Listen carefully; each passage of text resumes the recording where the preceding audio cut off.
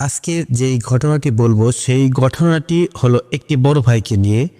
একটি বড় ভাইয়ের নাম তার খোকন। তিনি মালয়েশিয়ায় থাকে, প্রবাসী। প্রবাস থেকেই ঘটনাটি আমাদেরকে লিখে পাঠাইছে। এই জন্য ঘটনাটি আপনাদের সাথে শেয়ার করতেছি। ঘটনাটি ভাইয়ের সাথে নিজেই ঘটেছে এবং একটি ভয়ঙ্কর ঘটনা। ভাইয়ের নাম খোকন, মালয়েশিয়া গেছে 2012 সালে। মালয়েশিয়া পাম ফলের বাগানে পাম কাটার জন্য চাকরি পেয়েছে। আপনারা ঠিক জানেন, জঙ্গলের মাঝে যখন পাম ফল কাটে তখন কিন্তু সাপ, পোকা মাকড় অনেক কিছুই থাকে। সেটা আমরা শোনা কথা এবং এটা সত্য কথা। তো এরকম করে প্রতিদিন ডেলি কাটতে কাটতে 6 মাস 1 বছর হয়ে যাওয়ার পর ভাইয়ের হাতটা একদম ফ্রি হয়ে যায়, আর কাজটা ইজিলি ভাবে, কষ্টকে কষ্ট মনে হয় না। আর একটা কাজ বারবার করতে শুরু করলে অবশ্যই কষ্ট কমে যায়। তখন এই ভাইটা রেগুলার কাজ করতে করতে তখন ভাইয়ের সাথে সবাই সম্পর্ক হয়ে যায়। তারপর তিনজন, আরো দুইজন সাথে আছে, ওই দুইজন আর খোকন ভাই, তিনজন একসাথে পাম ফল কাটে, আর তিনটাই হচ্ছে বাঙালি। তে গল্প করে, পাম ফল কাটে একসাথে। যখন রেস্ট নেয় তখন সবাই এক জায়গায় বসে থেকে পানি খায়, রেস্ট নেয়, হালকা পাতলা দেশের বিদেশের গল্প করে আর কি। তো এরকম করতে করতে একটা কর্নারে একটা গাছ আছে, সেই গাছটার পাশে আরো গাছ আছে, কিন্তু ওই কানিতে ওই একটা গাছই। তো সেটা পড়ছে হচ্ছে আমার ওই ভাইয়ের কাটা ফল কাটার ভাগ্যে পড়ছে আর কি। তো ওরা পাশে কাটতেছে, তো ভাই ওই কানিতে কাটতে গেছে ফলটা। নিচ থেকে দেখেন, ওই আমাকে বলি খুন্তি বলি, এরকম বড় একটা ওরা দিয়ে পাম ফল কাটে। গাছটা ছোট, বেশি বড় না। তো কাটার সময় যখন গাছের গোড়ায় যায় তখন হালকা একটা বাতাস ওঠে। তখন খোকন ভাই পিছন দেখে, অন্য কোথাও বাতাস নেই, কিন্তু এখানে একটা বাতাস হচ্ছে আর কি। বাতাসটা গরম বাতাস, কেমন যেন একটা গন্ধ। এরপরে ভাই বলে, এইসব কথা কাউকে বলে না, আর এটা মানে কোনো রকমের ইয়েতে নেয় না আর কি। বলে বাতাস হচ্ছে, বাতাসের মনে আমি কাজ করি। তখন পাম ফল যখন কাটার সাথে সাথে একটা ফলে যখন মারার সাথে সাথে দেখে ওই কাটা শেষ হয়ে গেলে দেখে রক্ত পড়তেছে। কি রে, রক্ত কদিতে পড়ে? তখন ভাবে হয়তো কোনো ইঁদুর অথবা কোনো সাপ ওখানে ছিল, মারাতে ওই আঘাত লেগে রক্ত পড়তেছে। তখন নিয়ে চলে যায়, ফল কাটা হয়ে যায়। কাটার পরে এই রক্ত যে পড়তেছে, ঝরঝর করে রক্ত পড়তেছে, তখন আর ওই পাম ফলে তো উপরে উঠে দেখা যাবে না, কেন যে কাঁটা এটা খুব মারাত্মক। তো নিচ থেকে দেখে রক্ত পড়তেছে, টুপ টুপ টুপ টুপ করে রক্ত পড়ে। তে কাউকে না বলে ওই ফল নিয়ে চলে আসে। আসার পর গাড়ি লোড হয়ে যাওয়ার পর আর তিনজন এক রুমেতে থাকতো।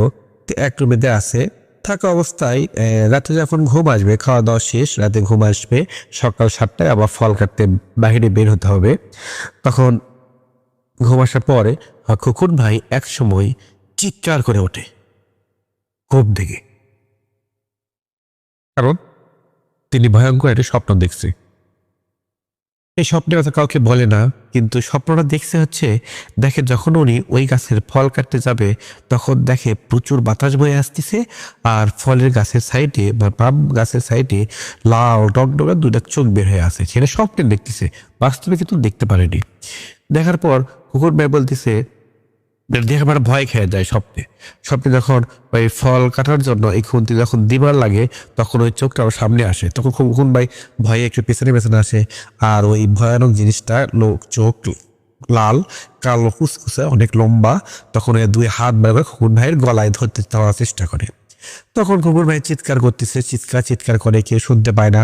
আর স্বপ্নতে এরকম হয়, তখন হাত যায়, তখন গলার মাঝে হাত যায়, তখনই কুকুর ভাই হালকা চাপ খেয়ে চেতন পায় আর কি, ঘুম ভেঙে যায়। ঘুম থেকে ওঠার পর দেখে গা পুরোটা ঘেমে গেছে।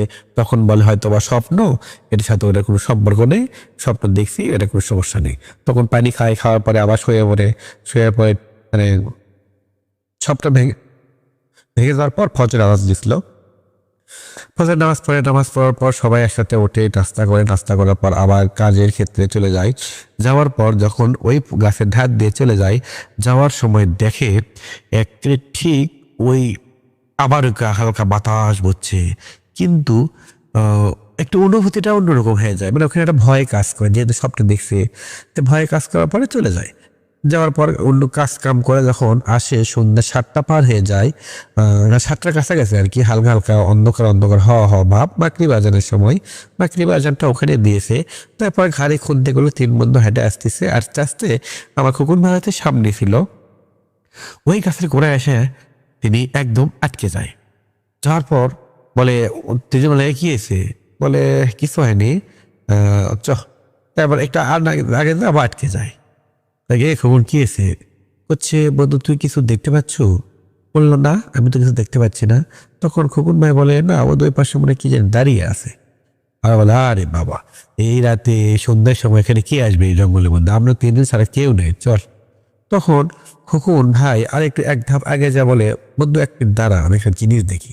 তখন ওরা যেহেতু বন্ধুত্ব সিস্টেম সম্পর্ক একসাথে থাকে, তখন দাঁড়িয়ে থাকে। খোকন ভাই দেখে মানে সাদা একটা জুব্বা পরা, মানে বিশাল লম্বা একটা আবসা আবসা দেখা যাচ্ছে থেকে দাঁড়িয়ে আছে। তখন খোকন ভাই একটু আগে যায়, আগে যাওয়ার পর দেখে ওইটা জিনিসটা আরো মনে হয় পিছনে চলে যাচ্ছে। তো এর দেখার পর খোকন ভাই যখন বলে কে কে বলে একটু আগে যায়, তখন ওটা জঙ্গলের মধ্যে জঙ্গলে হাঁটে চলে যায়, তো হারিয়ে যায়। খোকন ভাই আসা বলতেছে বন্ধু ওখানে কেউ জানি ছিল, আমি যাওয়ার পরে ওরা হাঁটে চলে গেছে ভিতরে আর কি একজন। বলে আরে না কেউ নেই। ওরা ওই দিয়ে চলে গেছে। চলে যাওয়ার পরে বাসায় যখন ঢুকবে, হাত মুখ ধোয়ার পর বাসায় ঢোকার পর সবাই খাইতে বসছে, মানে সব ভাতটা বাড়া আসলো। খোকন ভাই হাত পা ধুয়ে একটু ফ্রেশ হয়ে বাসায় কথা বলতেছে। আবার দুইজন ভাত খাওয়া দাওয়ার পর কথা বলে, মানে খোকন ভাইয়ের জন্য ভাত রেখে দিয়েছে। তো খাইতে গেছে, খোকন ভাই কথা শেষ করে খাইতে গেছে, যাওয়ার পর দেখে ভাতের থালি আলোক করে দেখে ভাতের মধ্যে ভাত নেই, শুধু ভাত হলে পোকা হয়ে আছে, পোকার মতো গিজ গিজ করতেছে। আর তরকারিটা মনে হয় একটা ওই ইঁদুর হোক কিছু হোক, এটা মানে মাংস চাই আছে, চোখে মেলা আছে। আর ভাত দেখে পোকা খালি গির গির গির গির করতেছে। চিৎকার করে ওঠে, ওঠার পর থালি ফেঁকে মারে সামনে থেকে। তারপর সবাইকে ডাকে, বন্ধু এটা কি, তোরা কি খাইছিস? আইলে পোকা আর ওটা কি দেখা যাচ্ছে, মানে বুঝতে পারছিস না কি বৃষ্টি এটা কিছু। তখন ওরা বলে কি রে, আমরা ভাত খেয়ে আসলো, ওই এরকম দেখতে পেলো। মানে আগে যায়, আগে যাবার দেখে না ভাত, সব ভাত ঠিক আছে। তখন বলে আরে ভাত আর মাংসের তরকারি, তো আপনি কি দেখতে আসেন? আসে দেখি খোকন দেখে হ্যাঁ ওখানে ভাত, কিন্তু ভাতটা ফেলে দিয়েছিল, ভাতটা মাটিতে পড়ে গেছে কিছু। পরে ওই যে পোকা দেখছে আর ইয়া দেখছে, ওরা দেখার পর কি ওই ভাত উজবে, মানে ভেতরে তো ঢুকবে না গলা দিয়ে। তখন খোকন ভাই ভাতটা খায় না, ওখানে দেখা চলে আসে, মানে বিস্কিট এগুলো খায়, পানি খায়, শুয়ে পড়ে। শুয়ে পড়ার পর ঠিক শেষ রাতে আবার ওই ভাই স্বপ্নে দেখে, বলে কালকে তুই বেঁচে গেছিস, কিন্তু তুই বেশি দিন বাঁচবি না, তুই আবার বিশাল বড় ক্ষতি করছিস, তুই আমার একটা পা কেটে দিয়েছিস, আমি তোকে ছাড়বো না, এরকম করে বলে। তো বলার পর খোকন ভাই চমকে উঠে বলে কি পা কেটে দিছি, আমি কোথায় কি করলাম? তখন এক সময় হঠাৎ করে মনে পড়ে, যখন পাম ফল কাটার জন্য আমি খুন্তি দিয়ে একটা আঘাত করেছিলাম, তখন রক্ত পড়ছিল, কিন্তু ওখানে পোকা মাকড় কিছুই ছিল না, তাহলে কি ওইটাই হবে? তখন অবাক হয়ে যায়, কিরে জিনের তো রক্ত পড়বে না, কিন্তু জিন যখন রূপ ধারণ করে থাকবে তখন তো অবশ্যই রক্ত হবে, তাহলে এটা কি? এটা একটা সন্দেহ হয়। হওয়ার পরে আবার কাজে যায়, সকালে কাজে যাওয়ার সময় ওখানে আর পার হতে পারে না। কেন? ওই যে ভয়টা বসে গেছে, পার হতে পারে না। তখন যাওয়ার সময় লক্ষ্য করে পেছন দিক চেয়ে থাকে, লাল টকটকা দূরে বিশাল বড় বড় চোখ এরকম কুকুর ভাইয়ের দিক চেয়ে আছে, আর খালি মাথা খায় নাড়াচ্ছে। কুকুর ভাই দেখার পর আর এমন একটা রাস্তা, ওই রাস্তা দিয়ে আসতে হবে, মানে অন্য কোনো রাস্তা নেই। তখন ওর চলে আসার পর সারাদিন কাজ করে, খোকন ভাই ঠিক মতো কাজ করতে পারে না, আগেকার মতো কাজ করতে পারতেছে না, মনের মধ্যে একটা ভয় কাজ করতেছে। তখন ওরা দুই বন্ধু বলে, বন্ধু তোমার ছুটি লওয়া উচিত, কেন তোমার যে অবস্থা দেখতেছি তোমার কিছু একটা হয়েছে, তুমি আমাদের খুলে বলো, আমরা কোনো ব্যবস্থা করব, একসাথে থাকি, একই একই ফ্যামিলির মতো। এখন আমরা তোমার বিপদে আমরা যাব, আমার বিপদে তুমি যাওয়া। তখন খোকন ভাই বলে, আমার বিপদ তো কোনো আত্মিক বিপদ না, আমার এমন একটা বিপদ হতে শুরু করছে, মনে হচ্ছে আমি একটা জিনিস দেখে ভয় করছি, আজকে তোমাদের সবাইকে আমি এই কথাটা বলবো, কিন্তু এখন না, বাসায় যাওয়ার পর। তখন আবার কাজ করার পর দুজনকে বলে, খোকন ভাই বলে, এই ভাইরা চলো আজকে না সকাল সকালে চলে যাই, মাগরিব আজানের পর গেলে সমস্যা। কিন্তু দুই ভাই বলে, ভাই চলে যাবেন, আজকে তো এই যে কয়টা গাছ আছে, এই গাছে ফল না কাটলে মহাজন বকা দিবে। যেহেতু মানুষের কাজ করি তাহলে তো এখানে আর মানে কিছু করা যাবে না। তখন তখন বলে আচ্ছা ঠিক আছে তাহলে তাড়াতাড়ি করে করো, কেন এখানে বেশিক্ষণ থাকা যাবে না। তখন ওরা তিনজন মিলে তাড়াতাড়ি করে কাজ শেষ করে, করার পর আসার সময় ঠিক ওই সময়ের থেকে একটু আগে হয়েছে, কিন্তু অন্ধকার অন্ধকার ভাব সৃষ্টি তৈরি হয়েছে। তখন যখন যায়, যাওয়ার সময় এইবার আর আগেকার মতো ঘটনা ঘটে না। এবার যে ঘটনা ঘটে দেখে আপনারা অবাক হয়ে যাবেন। যখনই তিনজন ওই গাছের ধার দিয়ে যেতে লাগে, ওই গাছের কাছে যাওয়ার আগেই দেখে সামনে কোনো রাস্তা নেই, দেখে খালি সমুদ্রের মতো পানি আর পানি। তখন দেখার পর এক পা সামনে যেতে পারে না। তখন পিছন থেকে বলে, বন্ধু তোর কি হয়েছে, তুই আটকে গেলি কেন? বলে, বন্ধু যাবো কেমনে, সামনে তো সমুদ্র, আমি কেমনে যাব? তখন ওই দুইজন সামনে দিকে দেখে, হ্যাঁ সামনে সমুদ্রের মতো কোনো রাস্তা নেই, পা দেওয়ার মতো কোনো জায়গা নেই। কি করবে কিছু বুঝতে পারে না। তখন ওরা তিনজনে ঠিক বুঝতে পারছে আমাদের সাথে একটি খারাপ ঘটনা ঘটে চলেছে।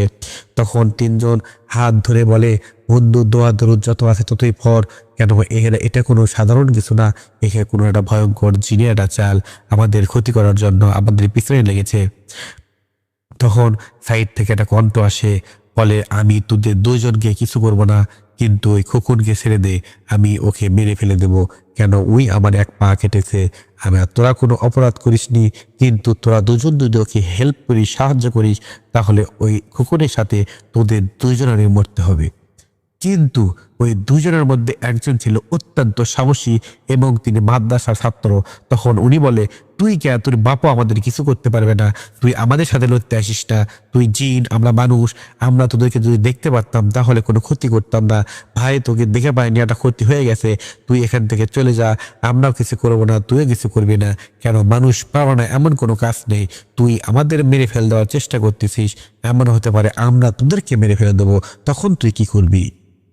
তখন জিন বলে, তোদের মানুষেরা, তুই বেশি কথা বলে ফেললি, তোদেরকে তিনজনকে কাউকে বেছে ফিরে যেতে দেব না, তোদেরকে আজকে শেষ করে দেবো। তখন ওই দুজনের মধ্যে ওই একজন বলে, আজকে তাহলে তুরি আর আমার লড়াই হয়ে যাবে আগে, তারপরে খোকন ভাইয়ের তুই ক্ষতি করবি, আজকে আয়, তুই আমার সামনে চলে আয়। তখন ওই দুই চোখ বন্ধ করে দোয়া দরুদ পড়তে শুরু করে, দোয়া দরুদ পড়তে শুরু করে। তখন দোয়া দরুদ পড়ে ফু দিতে তখন এক সময় ওই জিন বলে, জিন আর সামনে আসতে পারে না, আর সামনের দিক চেয়ে দেখে কোনো সমুদ্র নেই, নদী নেই, আগেকার মতো রাস্তা হয়ে গেছে। তখন উনি বলে, কেন তুই আমাকে ছেড়ে চলে গেলে, আমাদের ছেড়ে সাহস থাকলে আমাদের সামনে আয়। তখন এটা বলে চলে যায়। বাসায় যাওয়ার পর তিনজনে ঠিক মতো ঘুমাইতে পারে না, খাইতে পারে না, কিছু করতে পারে না, কি করবে কিছু বুঝতে পারে না। তখন ওই একজন যে মাদ্রাসায় লেখাপড়া করতো, ওই মাদ্রাসায় ফোন দিয়ে হুজুরের সাথে সব কিছু খুলে বলার পর হুজুর বলে, 2 দিন পর তোমাদের সবাইকে সব কিছু জেনে দেবো, কিন্তু এই 2 দিনে তোমরা ওই দিকে আর যাবে না। কিন্তু ওই 2 দিনে বাড়িতে মানে ঢেল মারে, মানে অনেক চোখে জানলার সাইড দিয়ে চোখ বেয়ে থাকে। তখন কি করবে ওরা কিছু বুঝতে পারে না। ঠিক 2 দিন পর হুজুর ফোন দিয়ে বলে, শোনো, তোমরা একটি দুষ্ট জিনের পাল্লায় পড়ছো, কিন্তু এরই মাঝে একটি ভালো জিন আছে, ওই ভালো জিন তোমাদেরকে রক্ষা করছে। প্রথম দিন, দ্বিতীয় দিন, যখন প্রথম দিন সাদা পোশাক পরে একটা মানুষ দেখছিলা, মানে জুব্বা পরা, ওইটা হচ্ছে ভালো জিন ছিল।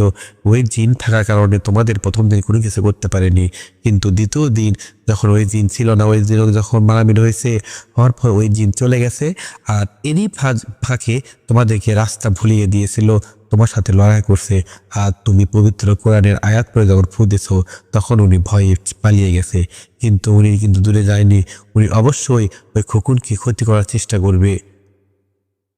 এই জন্য হুজুর পানি পাড়া দেয় আর বলে, তোমরা পারলে ওখান থেকে জায়গাটা ত্যাগ করো, বাংলাদেশে চলে আসো। কিন্তু খোকন ভাই যাইতে পারবে না, অনেক টাকা দানা করছে, লোন করছে, কিস্তি তোলা, বিদেশে আছে, যাবে কেমন করে? তখন হুজুর বলে, ঠিক আছে, যেই ছাত্র ছিল এদের তিনজনের মধ্যে একজন, ওনাকে সবকিছু শিখে দেয়, আর উনি ফু দিয়ে তাবিজ দিয়ে সবকিছু করে বাসা বাড়ি সবকিছু বন্ধ করে, নিজের শরীর বন্ধ করে। এরপর থেকে আর ঢালায় না, কিছু করে না, কাজ করতে যায় কোনো প্রবলেম হয় না। ও সবকিছু শেষ করার পর ওরা এখনো কাজ করতেছে, কিন্তু এখন খোকন ভাই এবং তিনজনে ওই জায়গায় নেই, অন্য একটা কোম্পানি ঢুকে কাজ করতেছে, ওই জায়গা থেকে চলে যাচ্ছে। ঠিক 1 মাস পর খোকন ভাইয়ের জন্য সবাই দোয়া করবেন, তিনি যেন ভালো থাকে, সুস্থ থাকে, এবং আপনাদের জন্য সবার জন্য দোয়া করি, সবাই ভালো থাকবেন। সুস্থ থাকবেন। ঘটনাটি ভালো লাগলে অবশ্যই লাইক কমেন্ট করবেন এবং কমেন্টে আমাদের জানাবেন ঘটনাটি কেমন লাগলো। এটা পুরোপুরি একটি বাস্তব ঘটনা।